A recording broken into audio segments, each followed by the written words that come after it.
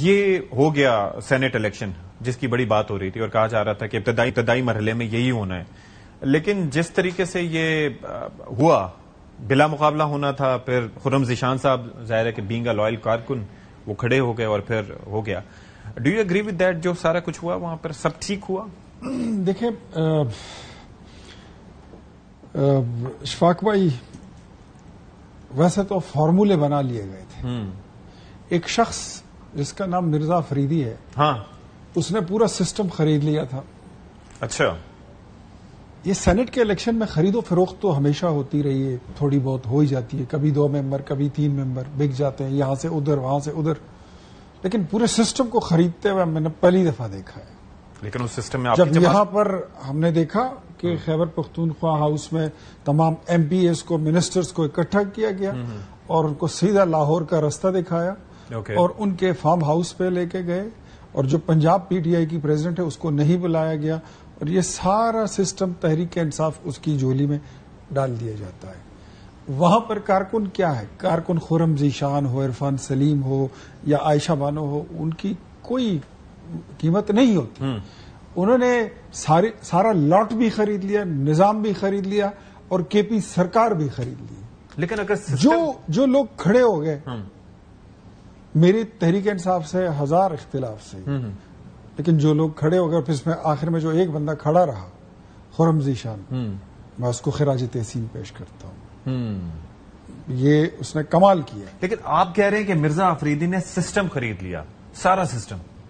تو اس سسٹم جس کے تحت یہ سارا کچھ ہوا تھا، اس پروسیس میں آپ کی پارٹی بھی شریک تھی؟ نہیں، یہ جو میں سسٹم کس کو کہہ رہا ہوں، علی امین کے پاس خیبر پختونخوا میں 93 کینڈیڈیٹ سے امیدوار تھے، ممبرز تھے، ممبران اسمبلی. اس میں تقریباً کوئی 50 سے زائد لوگ آزاد حیثیت میں ہیں. ٹھیک ہے. ان کو 30-35 لوگوں کو اپنے پاس انٹیکٹ رکھنا جو تھا وہ مشکل ہو گیا تھا کہ وہ 30-35 لوگوں کو بھی اکٹھا نہیں رکھ سکتے تھے. یہ 60 کے قریب لوگ یا 55 یا 60 اس طرح کے قریب ان سے ہاتھ سے نکلتے جا رہے تھے. اچھا. ان کو انٹیکٹ رکھنے کے لیے انہوں نے مرزا افریدی کو اور 2-3 ارب پتیوں کو، اعظم سواتی کو، ان کو لانچ کیا. انہوں نے سارا، وہ بھی جیت گئے، اعظم سواتی صاحب بھی جیت گئے.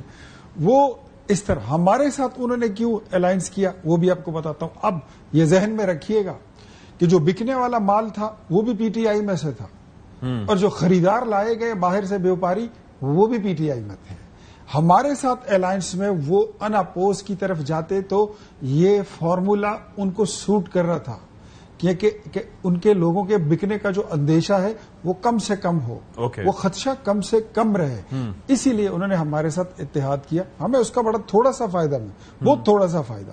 ایک ممبر کے جیتنے میں 25% اپوزیشن کو فائدہ ہوا ایسے الائنس سے. لیکن علی امین نے یا پی ٹی آئی نے اپنی پوری پارٹی کو ہمارے الائنس کی وجہ سے امپیکٹ رکھا. بہرحال الیکشن ہو گیا، اب سب کو مبارک ہو.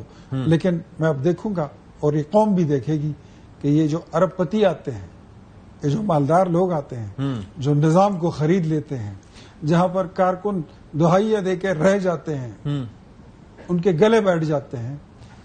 اب دیکھتا ہوں کہ یہ لوگ اسمبلی میں اور سینٹ میں جا کر یہ کیا آئین سازی کریں گے، یہ کیا دستور سازی کریں گے، کیا قانون سازی کریں گے، کون سی ترامیم لائیں گے، سسٹم کو کتنا مضبوط کریں گے، پارلیمان میں ان کا کردار کیا ہوگا.